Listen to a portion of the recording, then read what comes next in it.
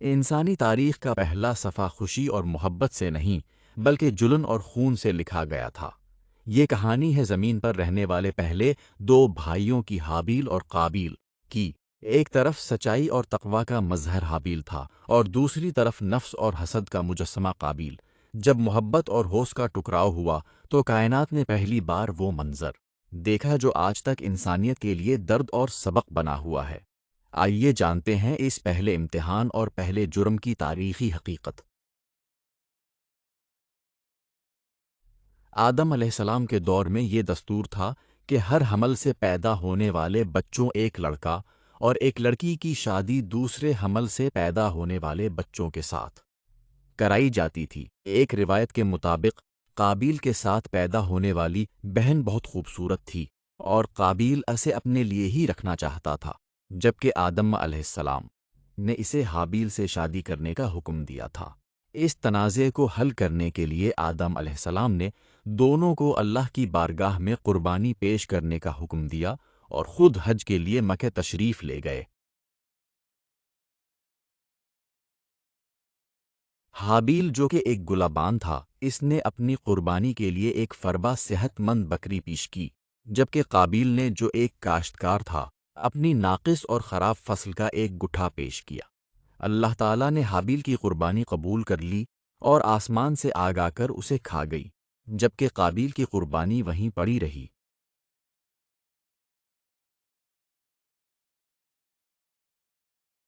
اپنی قربانی مسترد ہونے پر قابیل شدید حسد اور غصے میں مبتلا ہو گیا اور اس نے اپنے بھائی حابیل سے کہا، میں تمہیں ضرور قتل کر دوں گا۔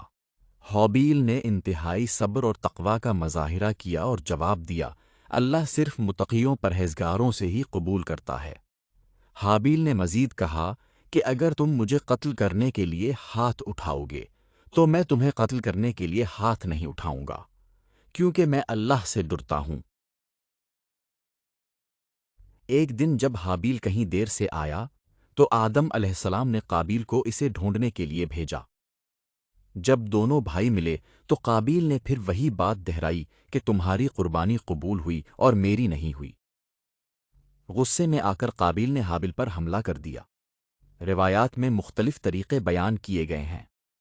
قابیل نے حابیل کو ایک لوہے کی سلاخ ماری۔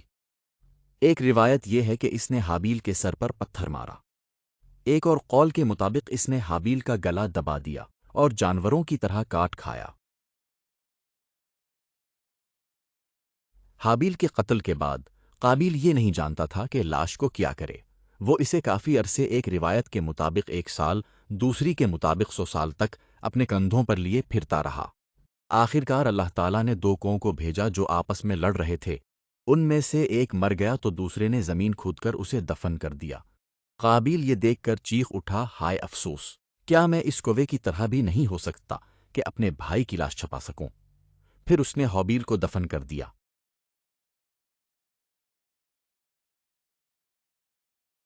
تاریخ بتاتی ہے کہ اس جرم کی سزا اسے فوراً ملی۔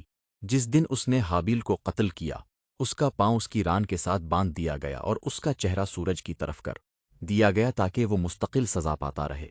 نبی کریم صلی اللہ علیہ وسلم نے فرمایا کہ زمین پر کوئی بھی ناحق قتل ہوتا ہے تو اس کے گناہ کا ایک حصہ قابیل کو ضرور ملتا ہے، کیونکہ اسی نے قتل کی پہلی روایت قائم کی تھی۔ یہ کہانی محض ایک قصہ نہیں بلکہ ہمارے لیے ایک عبرت ہے۔ اگر آپ اپنی معلومات میں اضافہ کرنا چاہتے ہیں اور اسلامی تاریخ کے گمنام گوشوں کو جاننا چاہتے ہیں تو آج ہی ہمارے چینل اسلام بول کو سبسکرائب کریں۔ آپ کا تعاون ہی ہمیں ایسی مزید ویڈیوز بنانے کی ہمت دیتا ہے۔